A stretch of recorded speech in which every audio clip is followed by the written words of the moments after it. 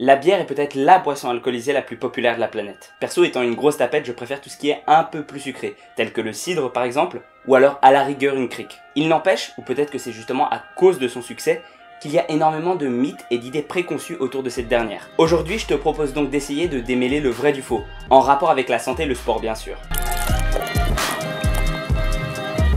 Boire de la bière, c'est une activité sociale. Oui, c'est vrai que certains vont se tirer leur bonne binouse bien fraîche après le boulot.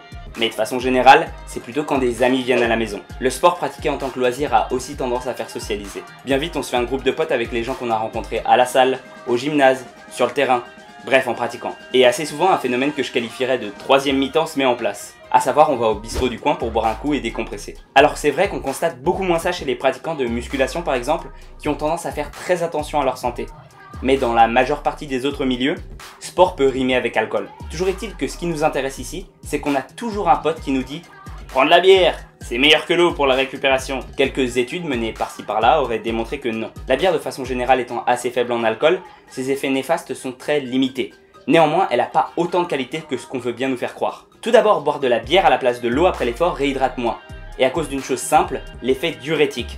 À savoir, ça fait pisser tout simplement. Et mathématiquement, si on garde moins de fluide dans notre corps, on peut conclure tout simplement qu'on est moins réhydraté à la fin. Ensuite, beaucoup pensent que c'est une source solide d'énergie. C'est vrai qu'il y a pas mal de calories dans la bière, mais elles proviennent en grande partie de l'alcool, qui, contrairement aux autres macronutriments, n'est pas utilisable directement par les muscles. En d'autres termes, l'énergie présente dans l'alcool va avoir tendance à être plus facilement stockée. Enfin, certains affirment que la bière contiendrait tout un tas de vitamines et de phytonutriments aidant à la récupération. Mais pour le moment, rien de significativement important pour cet usage n'a été trouvé. Si tu tiens néanmoins absolument à te faire une petite bière après l'effort, alors la solution ce serait d'augmenter le taux de sodium et de baisser le taux d'alcool à 2,5 degrés pour avoir à peu près les mêmes effets hydratants que l'eau. D'après l'étude, ce serait allier l'image d'une boisson socialement bien vue avec les effets positifs de la réhydratation après le sport. Pour autant, son inefficacité en tant que boisson d'après l'effort ne l'empêche pas d'avoir d'autres bénéfices pour la santé. On parle souvent de French Paradox, ou paradoxe du français, quant au fait que la consommation légère mais régulière de vin permettrait de réduire significativement,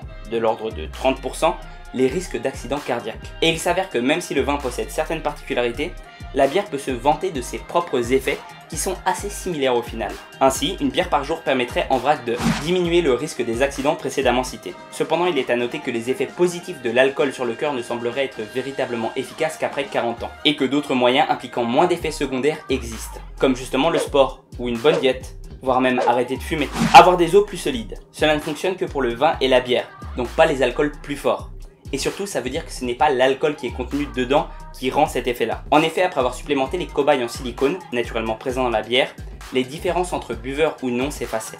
Le houblon présent dans la bière possède des propriétés anti-inflammatoires, qui permettraient même de lutter contre le cancer de la prostate ou du sein. Mais gardons les pieds sur terre, il faudrait en consommer des quantités absolument astronomiques pour que ça soit véritablement efficace. Et les effets néfastes de l'alcool compenseraient largement.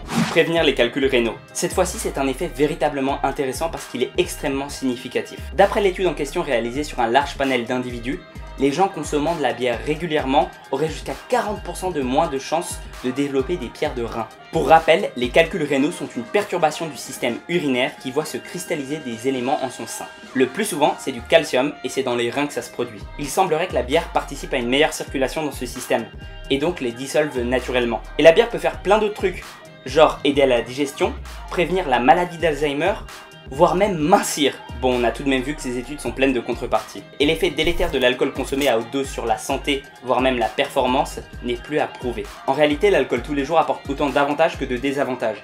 Et tout dépendra du point de vue que la personne écrivant l'article veut défendre. Néanmoins, je pense que je vais quand même te donner mon avis dessus. À mon sens, on oublie bien souvent que le stress est un facteur de décès prématuré très important. En fait, tellement que c'en est même ridicule. Et c'est un cercle vicieux qui n'en finit pas, car le stress peut conduire à la surconsommation de bouffe, de tabac, d'alcool, voire même d'autres drogues. Pour faire face à ce stress-là, je préfère 100 fois que quelqu'un ait une consommation modérée d'alcool, mais qui se sente bien dans sa peau, plutôt que se forcer à vivre le plus sainement possible et risquer une chute vertigineuse à un moment. Bien sûr, au-delà d'une dizaine de boissons par semaine, il vaut peut-être mieux se limiter.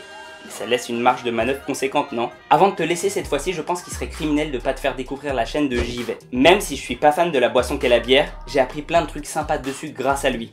Et c'est en baladant sur sa chaîne que j'ai eu l'idée pour cette vidéo. Et bref, sur ce, prends soin de toi et à la prochaine.